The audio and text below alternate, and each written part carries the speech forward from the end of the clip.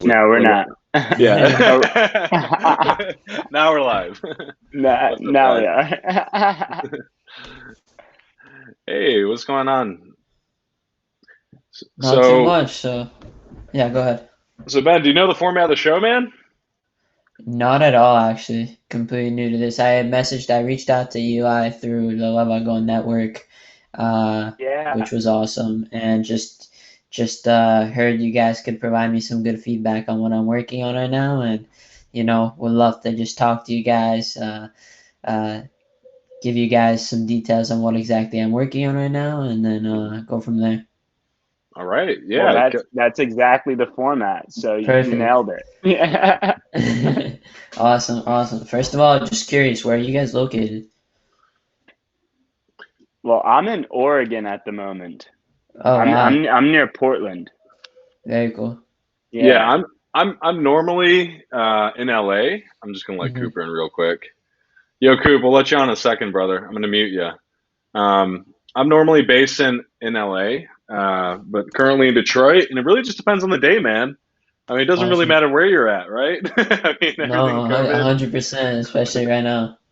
Yeah, 100%. yeah. So, where are you based out of, brother? I'm outside of Boston right now. Oh, Awesome. word. Cool. Is Yep. that home for you? Is that where you're from? Yep. Born and raised here, and now with the family back home for this time period. Awesome. Well, yeah, man, I think a lot of us are making that move, especially us who, haven't been with the home base for a while. So I think it's pretty Yeah, standard. So what are you definitely. working on, man? What do you keeps you up at night at home? Yeah, absolutely. So I'll basically give you guys a rundown of first kind of my just recent education, where I'm currently at, and how this idea got started, and I'll just get into it. So Perfect. basically, I just finished college at Babson. I don't know if you guys ever heard of Babson College. It's a school outside of Boston. It's a business school that focuses on entrepreneurship, and always something that interested me a lot, and during my time at Babson was focusing on finance and entrepreneurship. And during my time, I worked on a few different startup ideas, one of which is a organic energy drink brand called For Purpose Energy. You guys can search it up. It's a great drink. Really recommend Interesting. you get it. Anyway, so working on that, working on different stuff, and tech just really interested me all the time. But Babson doesn't, it's a business school. So I wanted to get some tech exposure. And so I decided to graduate early in December and take my semester off to go to Tel Aviv, Israel, to do the Levagon full stack development course, which was amazing. Really got to, immerse myself in tech and now feel comfortable just talking with developers, understanding, what they're talking about, the different frameworks that they're using. Although, I'm nowhere near a experienced coder or anything, very new to the tech scene, but it kind of gave me some ideas that I wanted to work on. And so uh, during the program, Eli would know this, you split up into teams to work on a final project at the end of it. Although I did not work on mine because I wanted to work on mine as a legitimate business after. And so once I came back home, I started right away to work on this idea, in which basically what I realized was that when I currently go onto social media, um, what social media does, it obviously attracts millions of users on a handful of few platforms, such as Instagram, Facebook. TikTok now is a huge platform, and what all these organizations do is they get these platforms do is they get these organizations and brands and influencers to basically give them a way to monetize their products or whatever they're trying to sell, and give them some sort of stream of revenue. And in order to differentiate themselves, what we recently seen is this trend of these giveaways or these contests and different ways for them to really stand out on social media platforms. And I was researching, these contests a lot, and what I realized was that the best form for these organizations, or for anyone really, is the user-generated content. For users to generate content for these brands or for these contests or whatever they're trying to put out content for. And so in order to get these viewers and not just the creators involved, I thought of a way if I could bring these competitions outside of social media so that users can not only submit content for them, but they can actually vote to see who they think is deserving of winning that competition, rather than what's currently happening is the organization or the influencer randomly selects a winner. And you see contests on Instagram, for example, where you tag people in the comments and they select somebody random. And so I'm trying to take away that randomization by creating a platform, specifically an app, that allows these organizations, brands, and influencers to create challenges for their community, for their fans, to submit user-generated content and allow them to actually have the voice in who they think is deserving of winning those competitions, those challenges. And so that's the general concept. I know it's kind of hard to understand right now. Again, what I've done so far in the process is, firstly, I've been talking to so many different organizations that I think would be a good fit for something like this, such as colleges to engage their students, sports teams I think is a great market, and I've talked to all different sports teams already, specifically their social media departments. Talked to some brands. Today had a call with Audible from Amazon. Audible, the Amazon company, and I'm just trying to figure out what organizations would want to come onto this platform and be willing to create these sort of challenges that really create a much stronger relationship or a stronger connection and much more engagement with their fans and with their community than what's currently going on in existing ways. And yeah, cool. I think I understand the concept. Like, I work with one company called You're Super in LA, and we do like a smoothie challenge. We'll do a cooking challenge. We'll do like a detox challenge. And we got, I don't know, 60,000 people across our Facebook groups that are engaging regularly. So you'd have to provide a way for us to organize this content in such a way where we can facilitate giveaways. I think that would be interesting. Like, you participate in the action we're describing, and you get a discount code, right? So I would definitely look at like Loyalty Line and Swell, because those are like the two big ones when it comes to like rewards programs. And what you're really looking at is like a rewards program is the platform, and extending that into user-generated content. There are a lot of integrations there, and it also can like get your scope down, because you can actually go after the companies who are already using a lot of these coupon creation applications. With that said, I feel like I've seen this in a lot of forms. Like a lot of companies do run contests regularly, so I've never facilitated that through software. So with that said, something like Cameo, which has blown up recently, the little 30-second video clips, I think like Cameoing these sort of challenges into something that's useful would be interesting. I guess my question is, like, how do you plan on charging for it? Like, what sort of business model are you going to build around it?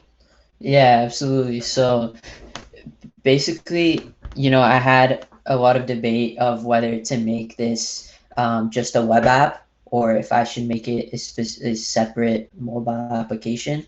And I'm choosing the route of currently creating it as a mobile app. And the reason behind that is I want to create, again, a centralized platform around these challenges, so that, yes, the issue with this is the initial download for users. That's the hard part, you know, to get that initial download. That's gonna definitely be a hard thing for me to do. But once they already have the app, I'm creating this one place where they're able to connect with all the organizations that interest them through this one centralized place. And the way I'm trying to monetize it is I'm looking into two different models right now. First is when organization creates a challenge, we provide them with analytics on their side to see how that challenge is going.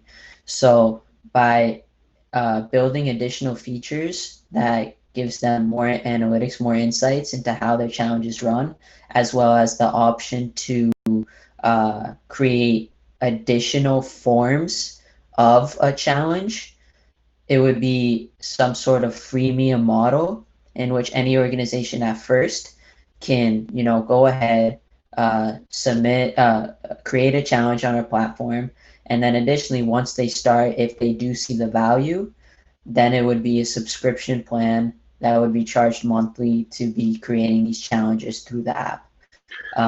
Another just more basic route would just be the ad revenue model, in which organizations such as small brands would come in and want to promote their challenges or promote content for additional users that, for say, don't follow them yet, and promote their challenge on the app as well. So those are kind of the two different models I'm looking at right now, and haven't again confirmed which one I'd want to do yet, but that's kind of at the stage I'm at. And so far, again, where I'm at right now, I did my market research, at my second Figma prototype.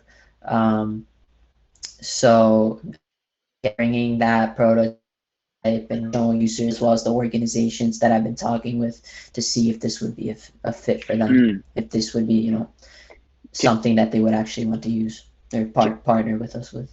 Can you give me an example of like an ideal, like when you say challenges, like give me an example of what you're envisioning. Like when you think of what you want this to be, what's an ideal like challenge that an organization would post? And then also is the user generated content, this is all happening on the platform? So that's a great question. So I'm thinking about two different ways for that. Ideally, yes, it would be on the platform, but they would be able to create it in any format they want. You know, TikTok is such a great tool to create content. So if they want to, for example, use TikTok to create a short clip or whatever, they can go ahead to do that and easily submit it onto our app. So we're not focusing on the actual creating the content piece, but to submit it and to view the content through the app. So there's that piece. And then for your first question is one perfect example of, you know, kind of how I started researching this idea more and more is a few months ago, this YouTuber, because I think for YouTubers this would be a great fit. One YouTuber, I don't know if you guys have heard of KSI. He's a big YouTuber from England, and he's recently gone into the music industry. And a few months ago on Instagram, he posted a challenge for his fans called the Poppin' Challenge for his new song. So I think this would be, again, for YouTube, for music, this could, you know, really be talk to many different labels and people in the music industry as well. But so KSI posted this challenge, and he said for all the fans, submit a 1 minute style on my songs in my new song Mental. And I saw a few problems with that KSI pointed out himself, was that he had to get these submissions from YouTube, from TikTok, from Twitter, from Instagram, and collect it all from different places, which for him is very disorganized. You know, he has to receive all this content from all these different platforms in various ways. Yeah. And it was hard for him to go through it. That was the first problem I saw. The second thing was that the way he ran it was he himself picked his top 10 favorite And then he said, okay, he created a landing page for people to vote on the top 10 to pick the top 3, or just to pick who they think is deserving of winning to actually get featured on the song. That was the prize, to actually get featured on the song. And what ended up happening was that the person who ended up winning was the person with the most followers. So this other YouTuber, you know, just posted, got all his fans to vote for him, and that's what ended up happening, which I felt was completely unfair. How can somebody, you know, random end up generating as many views as this person with so many followers? And that's another thing that, you know, I've been focusing on is I created basically the way you look at the content is similar to how you view content on, for example, on Tinder. You see a card and you swipe right if you like, if you swipe left if you don't. Yeah. And similar to how TikTok runs their algorithm, content that is liked more and more gets pushed to more and more people. So same with this, if I'm a random person submitting it and somebody else sees it and votes right on it, then the next person is more likely to see that card pushed forward to them. And that's kind of where the voting process happens, and it makes it a much more fair process for people, for random people to actually end up winning these contests rather than a person with, you know, the most followers. Yeah, you know, So one of the challenges I think you're going to have is encapsulating all this into a native app. I mean, the brands, the Instagram, TikTok, they have their own methodologies of creating that native content. And it's very hard to replicate that, or even have a better experience when it comes to creating that content itself. One of the business models I would look very closely at, because I think it actually has some parallels, is the job board business model. Right? Because that's what you're kind of posting here. It's like you kind of have this micro job of, I'm going to create this little piece of content, right? I'm going to have some sort of compensation through it, and you can charge per post from the company. I think it would be interesting. If I opened up an app and I'm like, I can see all the tech companies who want me to make a dumbass video, like promoting their specific app or function or something like that. I think that would be fun. It could be something I just do in my free time. Elijah, I know you've got TikTok, Dancing with Gaia, right? It's like you could have people. I've never been to a place where it's like, oh, here's all the potential like micro jobs I have or micro videos I can create for incentives. I think that would be interesting. And it's a very simple business model where the business you charge them a couple $100 per post to get people to participate. So you have a very clear path to victory. Sure. And one thing I think, one question in my head is still what the incentive model is for people to vote. You know, like what are those people actually getting for being on the platform and vote, right? What's the incentive for that? And then a second thought that popped into mind, and this is not MVP. This could maybe be down the road. One thing that's kind of taking off is this whole concept of open innovation. Right, where kind of crowdsourced innovation, right? So if you take that same freestyle challenge and apply it to, you know, a brand that is looking to drive innovation or something, what better place to get ideas and idea generation than from the customers themselves? You know, and this is something that I've personally worked with and have seen work pretty well, but I haven't seen it done at scale, and I haven't seen it automated in a way like that. But back to the first question around the incentive model, I think that's the big question mark in my head is, why would I go on the platform and participate in voting for which one should win? What am I going to get from that? Is it entertainment? Is that because entertainment is an incentive as well? You know, that's why I scroll on TikTok and like things. You know, it's like, but there has to be some sort of clear incentive, right, for that value exchange. Definitely. No, that's a great question. That's a great point. I've been looking at that. We've been thinking about that. And I saw a few kind of mixed answers for that. One is, if I'm a fan of KSI, I'm intrigued by seeing other submissions. So I wouldn't even need an incentive per se in that scenario to, be able to actually decide who ends up winning the reward for that specific challenge. Right. Because, as a voter, I have that power basically to say who I think is more deserving of winning than the others. I think another assumption you're making, sorry to jump in here, Ben, is you're assuming that brands are gonna want people to vote, right? Like you assume that they're gonna. I mean, frankly, if we were to run something through the brands I'm used to working with, we're gonna choose winners ourselves. And really, what we're more concerned isn't really about voting or anything like that. It'd be having the rights to repurpose that content for ads and be able to push it through our existing channels, right? So I think there's a couple concerns I have in the platform. One is accessibility, requiring the native download of an app. I think that's going to be a huge point of friction. I know nobody in the audiences I work with would use it.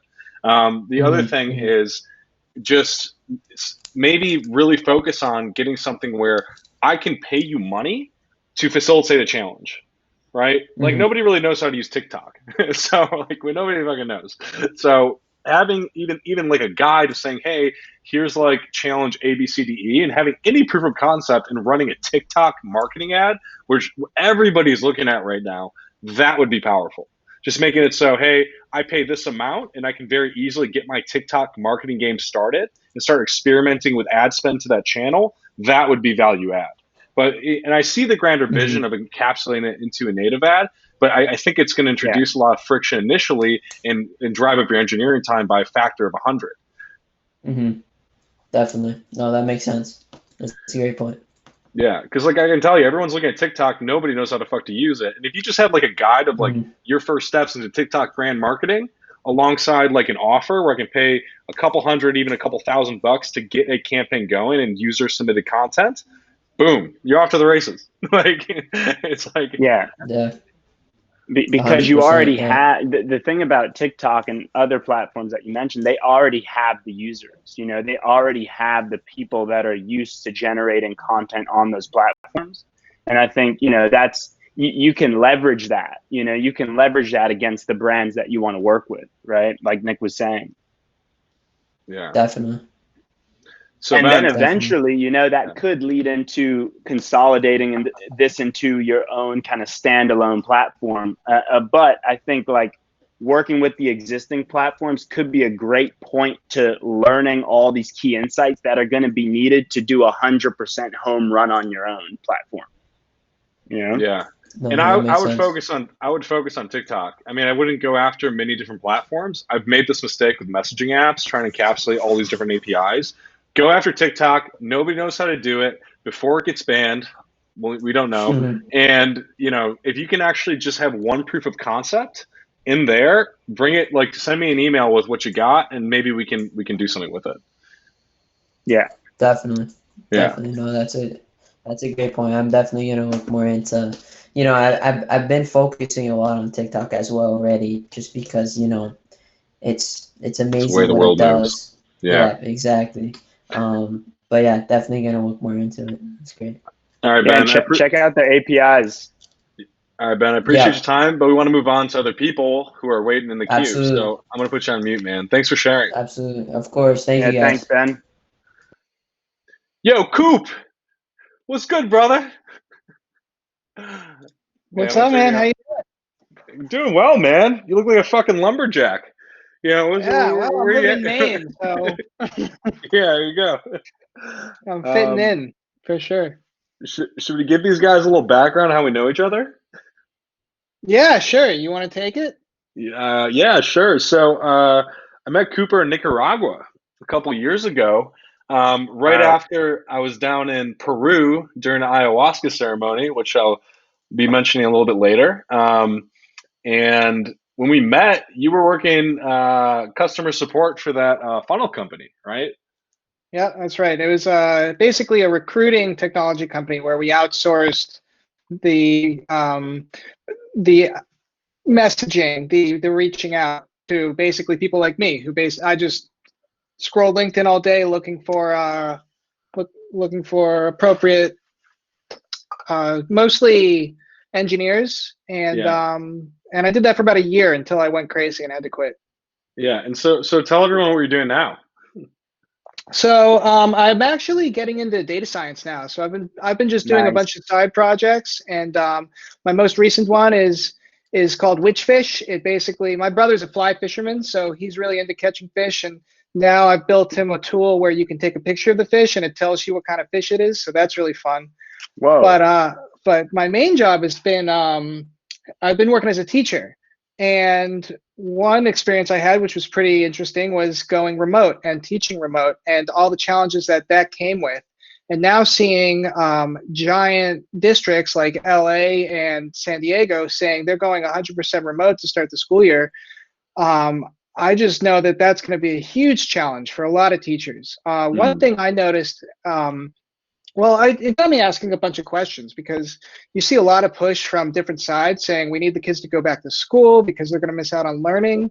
But it got me questioning, like, well, what is school really for at the end of the day? Like, yeah, learning is important, but for different age groups, there's really different reasons you go to school. One big reason is it's free daycare for parents who need to go to work, right? I mean, that's huge. Another reason is you just want to be around kids and learn what it's like to be a human and interact with other people your age.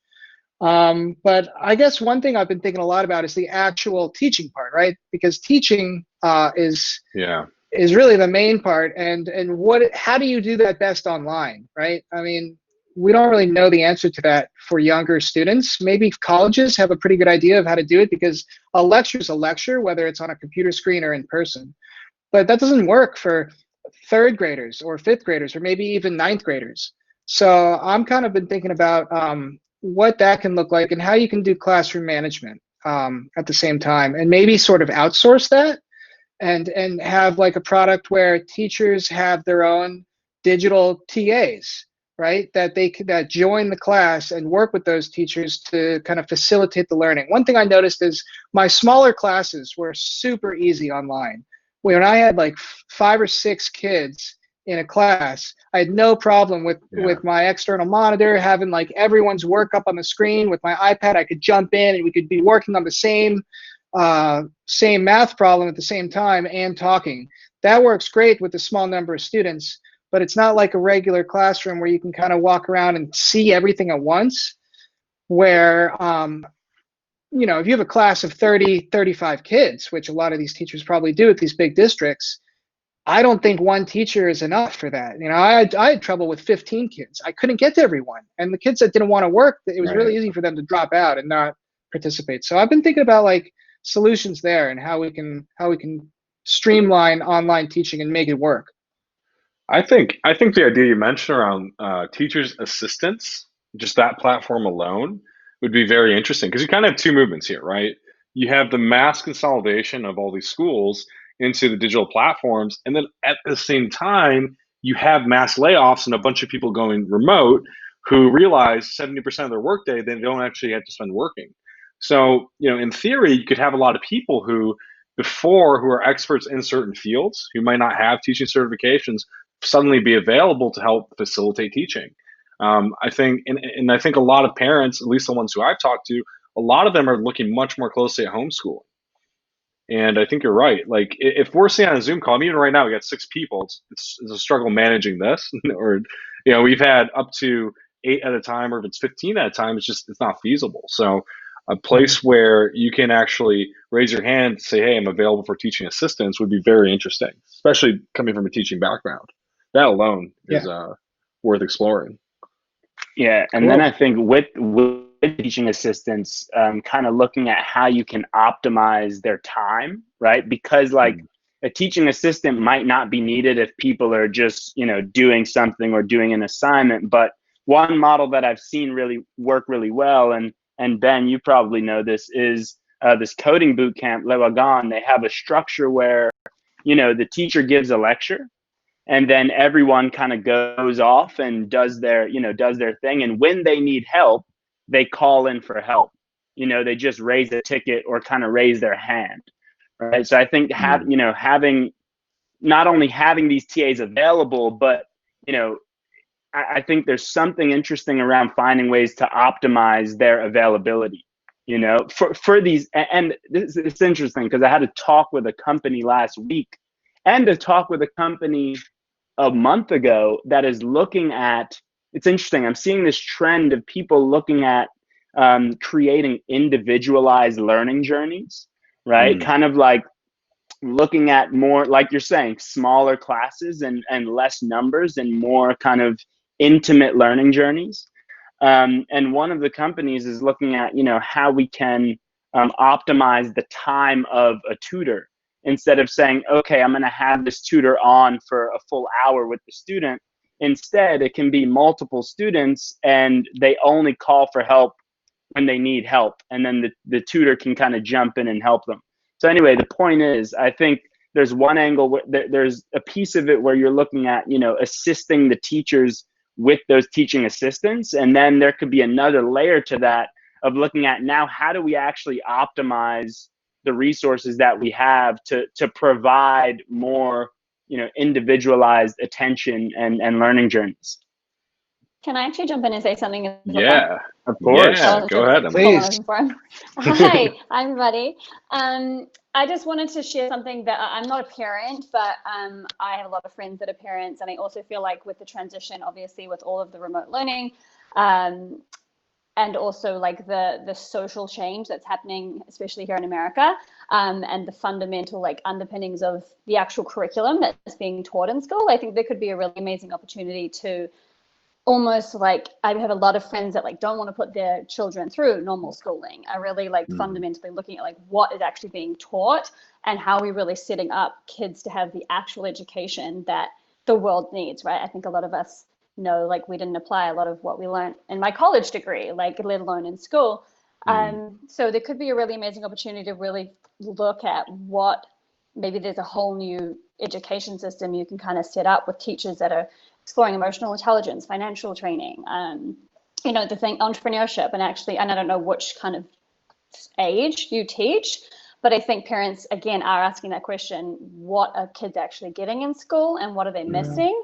And there could be a really great opportunity to explore that, especially given the climate. That's a great point, because parents now have the opportunity to just look over their kid's shoulder and see what's actually being taught. And I think a lot of them are going, this is what school is, you know? Yep. Yep. I mean, history alone, I think half of America didn't realize that history was being taught incorrectly in schools, and the Black Lives Matter movement is showing people that you're actually learning in history that's incorrect. And so what else is being taught that isn't adequate? Yeah, Definitely. Well, thanks for your input. Those are very good observations.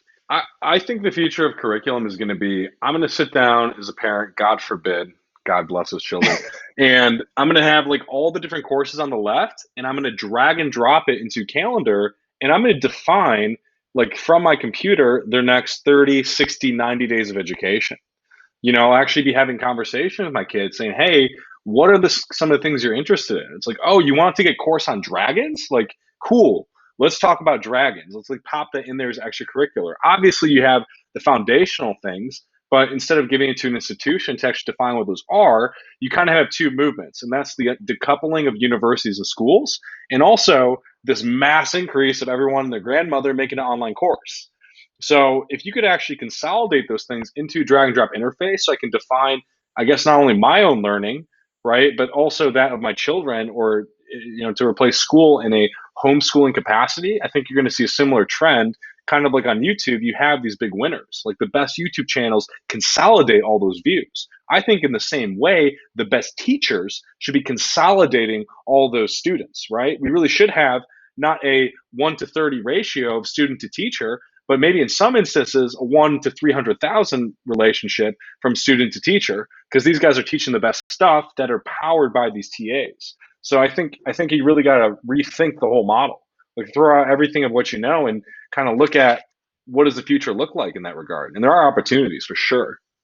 For sure. And I think you're asking, you know, you're breaking it down. You know, you're even questioning like what is the purpose of school, which I think is a great starting point, because you know we've become so programmed to think that education is school, right, or education is the classroom, right? But those things are completely separate, right? Like school is just our institutionalized way of trying to give an education, right?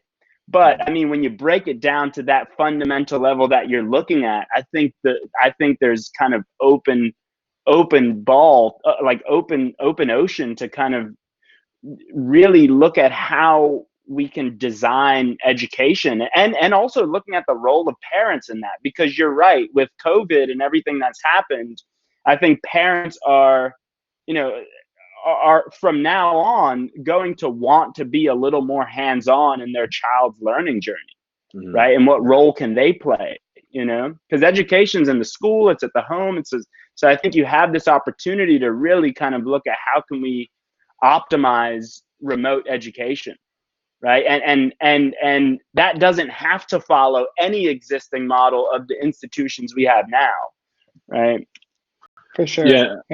Now that I'm thinking about it, I could even imagine a future model where the school is quote unquote responsible for those foundational skills, reading, writing, math, and we supplement that with these online courses. So, if a kid doesn't show up to Zoom class, you can't throw them in detention, right? There's no punishment. Like you can't. Exactly. Yeah. Yeah. So you're gonna have this hybrid relationship suddenly. Emily, you want to say something? No, I'm just meaning, like, I think that there can be a really big conversation that this could be a part of that's happening. And I think that we really are moving towards the world being fundamentally structured differently. And so I think these are the people that we're raising to bring that model in. And I mean, I hope that we are, and that things will look different, like, tertiary education and the corporate ladder and all of those things. We live in a different world now. And I think a lot of those things aren't necessarily what set people up for success. And obviously that starts with school. So I think there's just a bigger conversation that people are now becoming really privy to, and parents, given that they don't have the default of I'll just put them in school, they have to ask themselves these questions. Okay, so then what is the alternative? What do I want them to learn? How do I want them to interact? How do I want to be a part of it? Because they're being forced to. So I think it's exciting. I think it's a really exciting time for that. I totally agree. It's like the timing of this. I think, people are now open to having these conversations. And I think the beauty of remote education is that you can make good education accessible in ways that aren't currently accessible, because the way this country works is kind of crazy, right? It's like the school districts that pay the lowest in taxes get the least amount of funding, right? So that's a sure way to perpetuate certain cycles that exist in this country. But when you bring that remotely, there's a lot of opportunity to juggle that around a bit and actually make good education very accessible to people. Yeah, that's a great point. Another question is, how do you measure that? That's one question I've been trying to ask myself, because one of the problems with education is there's no easy way to say, well, what does it mean to be a successful student? Yeah, you can give them a test on math and reading, but what does it mean to be a good teacher? I mean, you could be an excellent teacher and just have a challenging class, and maybe they don't perform as well. So that's something else I've been thinking about. Yeah, but I think COVID's definitely, like, the fifth order consequence is going to be the whole grading system is going to be put in question. I mean, you optimize for tests and you don't optimize for holistic human evolution, right? You're optimizing for these universities that are have these very high tuitions and getting access to the permission to pay $500,000 a year in debt.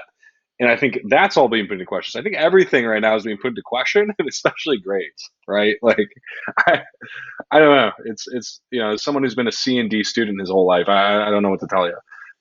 Like, it was just crazy. And then, go ahead, Emily, just pop in, girl. Yeah, ain't no one controlling your mute button. I'm a polite Kiwi over here. Yeah.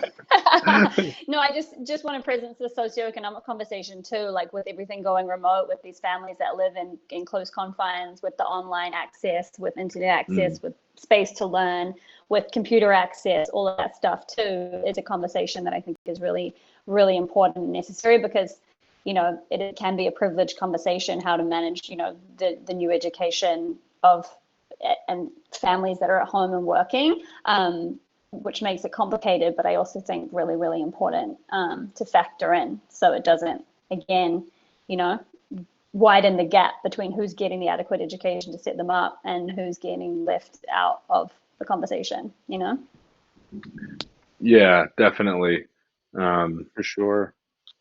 But that's what's great about technology, right? It's like you have the whole spectrum has just been consolidated, right?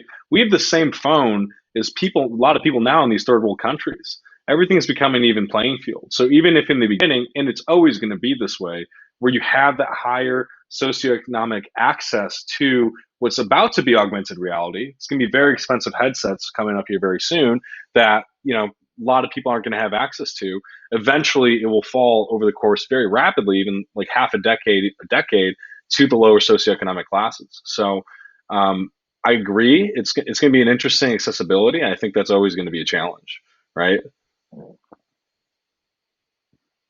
But something to be aware of. Invited social justice warrior to the call. That's what you're going to get. Yeah, hell yeah. Let's go. We need more of that. Like, I don't think the Middle Eastern guy from Detroit. Emily. Yeah. All right. Yo, Coop, anything else you want to share, man? No, that's pretty much it. I just want to say thanks for discussing that. And I think what I'm going to do is focus on like, what can I do as an individual going forward, and just start like maybe with just a small like consulting business where I'm just kind of like an online tutor, and I can basically just work individually one-on-one with students that maybe want to either supplement their education or totally opt out. Like if I were a parent now, I would not want to be sending my child to school, depending on where I am, regardless of whether the school was open or not. Right. So I think that might be what I can do, and basically just kind of hone my skills as an online instructor and figure out what works and what doesn't work, and just continue to figure out what tools are the way to go, and maybe just build out something from there. Yeah, no, I think looking at ways to supplement education, especially in like specific niches. I know you're into math and data science. I could even see you teaching a chess course. Like just offering that up. Like if you're going to make a course or something that, especially kids, and something that's designed for that specific audience in mind, I think now is the time to do it, because come September, these parents are going to be fucking crazy. Kids are going to be bored, and a lot of them are going to be too fearful to send their kids to schools. So what is the viable alternative? I think now is to put yourself in that position. Yeah, so maybe like build an online class or just a course just to start. Like a chess course is a good idea, math course even, and just maybe just have them on a website. Like here are the courses you can sign up for. Yeah, that's a start, man. Cool. Yo, Bob, you got anything for us, or can we? I got my friend Emily here. I know she's very very excited. Yeah. Well, I don't have anything right now. I got stuck at work, so I couldn't go forward with the project. Just a little bit, but then probably next week. So yeah, nothing. Hell I'm just yeah. here to listen today. Cool, man. You look tanned. You look Awesome. healthy. Good to see you, Bob. Yeah. Really? Yeah. I think it's Hell just, yeah, you're glowing. You're glowing, dude. Yeah. You're looking it's radiant. the light, Yeah. California Yeah. sunshine, man. Damn, I miss it. Emily, what's going on, girl? Yo, I finally made it. So this is really funny because right after I went down to Peru. Was it last year or 2 years ago? I don't know. No, 2018.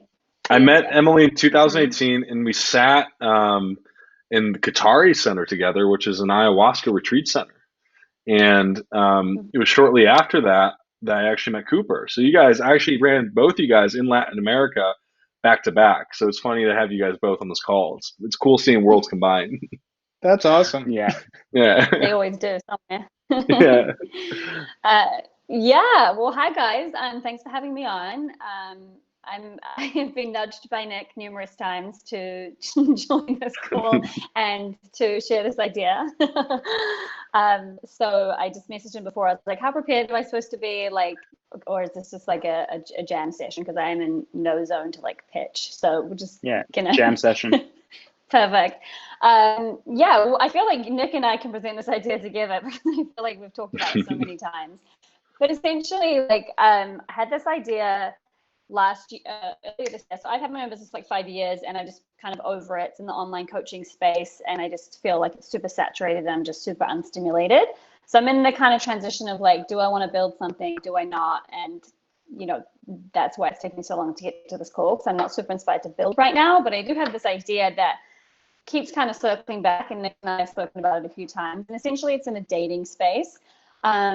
So, you know, if you've spent any time on apps, if you've done any of the online dating, you'll see that, you know, it's rife with frustration, overwhelm. It gets really annoying. There's like a lot of, I won't say that. There's just if you're really looking for high caliber people, you have to work pretty hard in those spaces. So I have a personal development background. All of my friends are coaches and transformational leaders and facilitators. And so the concept was kind of like matchmaking, kind of like personal development. So sort of like a merger of really, because the thing is that the premise of these sites is that meeting people and you're going to find a relationship. And the premise of that is that, or the assumption is that everybody is whole and complete. And once they meet the other person, everything's fine. And the reality is that solid, amazing relationships take work. It takes, you know, really finding someone willing. It finds facing off a lot of your shit and personal development, right? If you really want amazing relationships. So that's really missing. The apps are so surface. And so it's really for people that are looking to create really powerful relationships.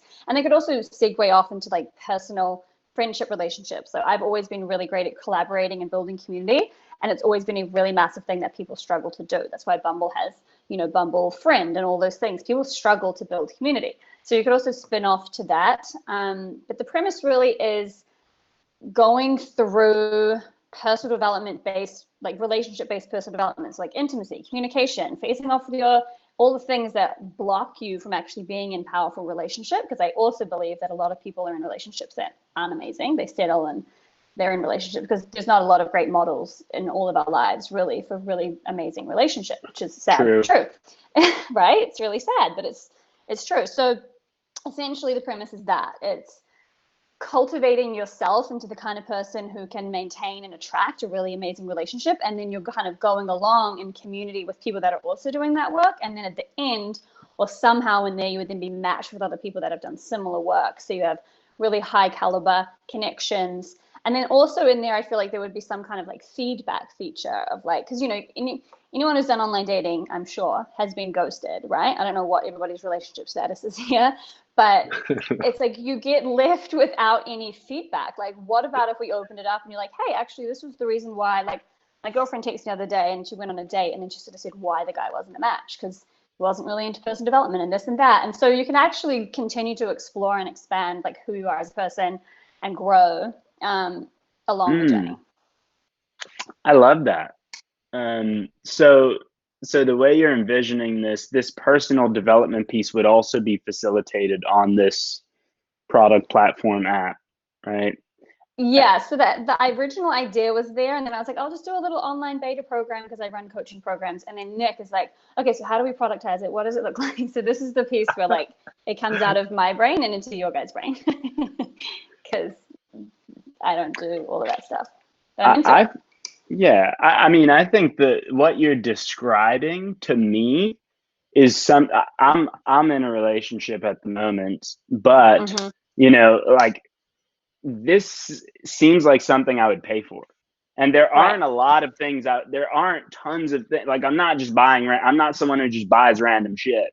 But this is something I would pay for because I think, you know, just like meeting other people that are willing to do that inner work, you know, and also I love the feedback piece. So a few years ago, I sent out a survey, like a Google form survey to some of my closest friends, closest family, just because you never actually get direct feedback from the people around you, you know? So like being able to facilitate that is so helpful. Like the insights that I got and the patterns that I was able to identify and from college, you know? So I think you package this up as, you know, this personal development journey combined with this ability to match with others. And then if you do meet this person, if it were, you know, in the right way, I would pay for that.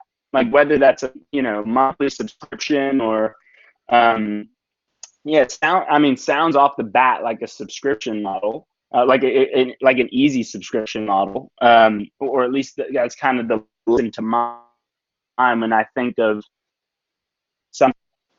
But yeah, right up that, I think it's a powerful concept, because I you know, and I think Hinge can I think the way that dating apps have evolved kind of shows that that's like that this could be that next evolution, right? Because we went from Tinder to then we went to Bumble, and then we went to Hinge, which Hinge kind of came in with that different approach of let's get to know someone a bit more first, right? Like answer these questions, show a bit of personality.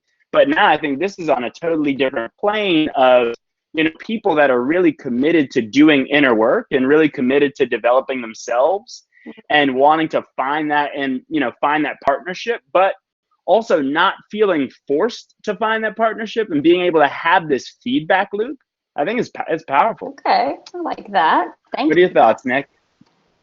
I mean, I love it. I mean, listen, you get into a relationship with somebody, you're taking so many risks, right? You're rolling the dice. They had a good childhood. You know, they've seen a therapist. That there's a lot of damage we go through as human beings and a lot of trauma that we carry. And that is all amplified in the context of a partnership, right? And so if I had a group of people where I could go through this holistic sort of interpersonal journey with them, and then at the end of it, meet other graduates who have went through the same journey, Yeah.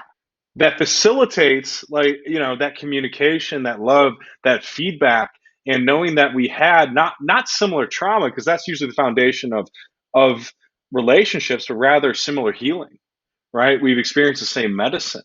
I think that would be an incredible foundation to build relationships on. And it's something that I can take with me into other parts of not only my own relationship, if I'm already in one, but if I'm dating outside of it too. So it's just something that you could 360 degree me in terms of, you know, this is how you make yourself attractive. This is how you put yourself in a position to find the people who you want.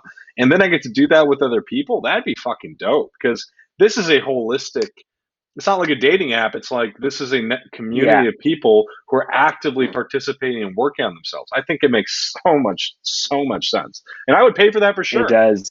And I also, you know, one of the things I suggested, was I think you should charge like 10x for guys what you would for women.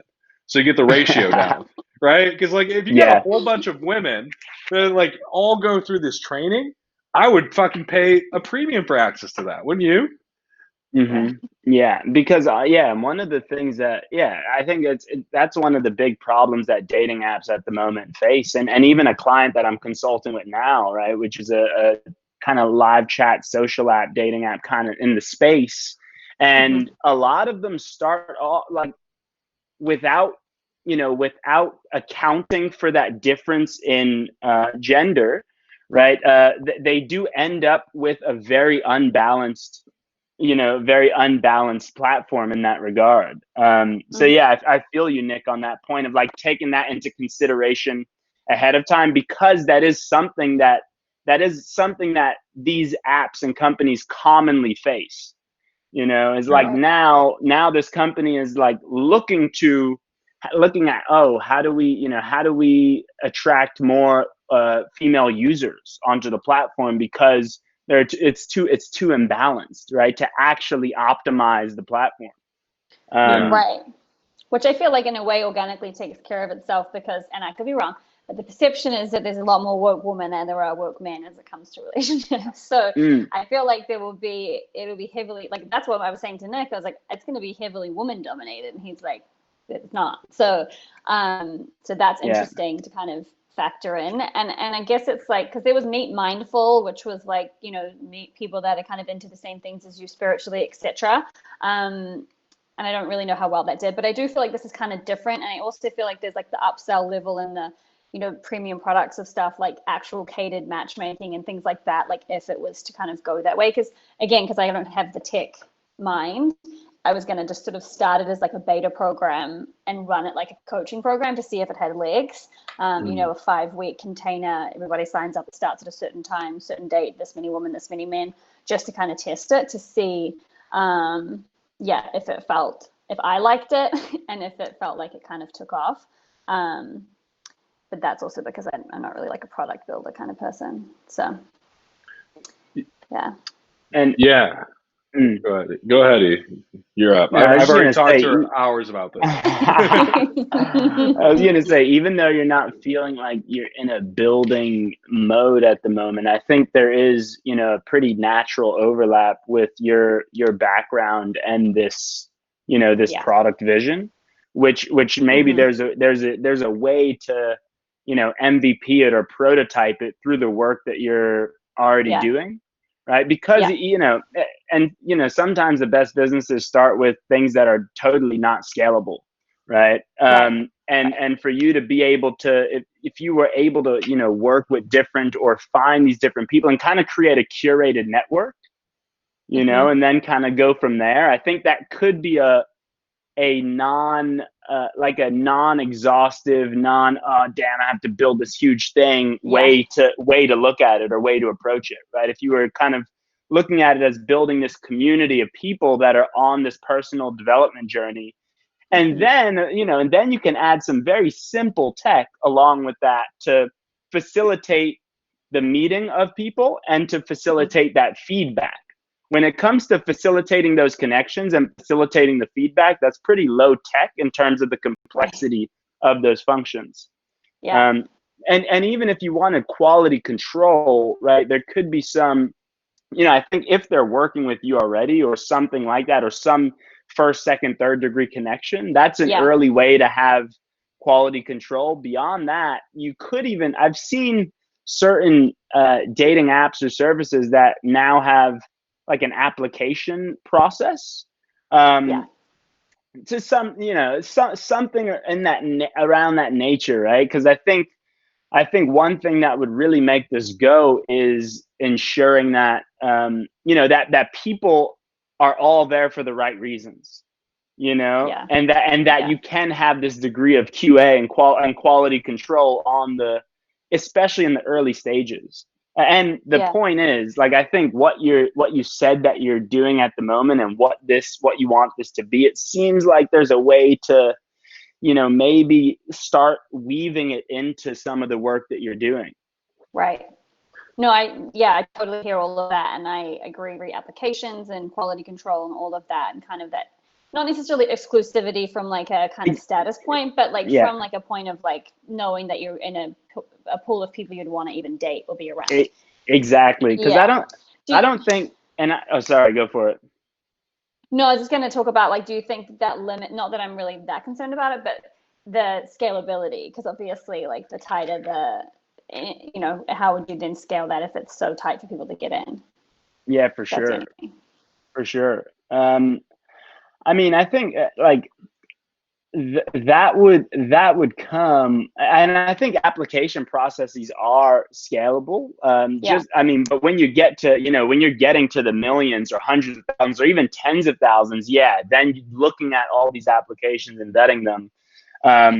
But maybe there's probably a way that you can automate that process, because I don't think that there's an issue with the concept of exclusivity. I do think there's an issue of, you know, within our society, a lot of things are exclusive based on socioeconomic status or based on, you know, but I think if there was exclusivity based on intention, character, you know, based on like my intention is pure and my intention is really to grow and develop.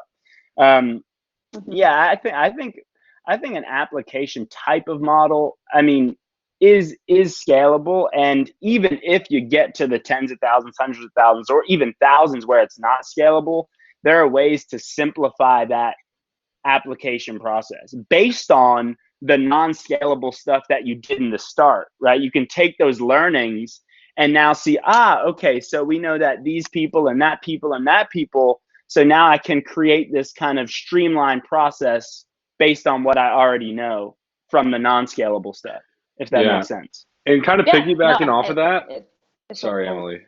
I definitely want to get this in. Piggybacking off of that, remote year, the first ones to offer like 12 countries in 12 months work remotely. They had this huge influx of applications. So what they started doing was charging $50 a piece. And somebody did some like napkin math, and they think they brought in like $20 million just off the applications alone. Wow. Yeah. Which I thought was fascinating. Yeah. So what you do is, if you really have that much, it's a good problem to have. Yeah. You create friction, right? And kind of coming back, why I think this is such a good deal. How many people here have been like, you know what? I'm going to be single for this amount of time. I'm going to work on myself. Like, have you guys ever done that? Because I do that all the time. Yeah. Yeah. Like we've for all the past done that. year.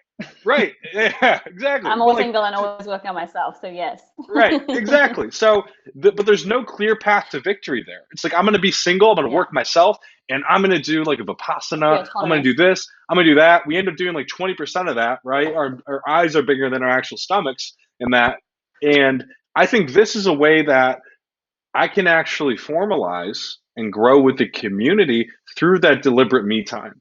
But me time in the context of, I'm not stopping dating, I'm not cutting everyone out.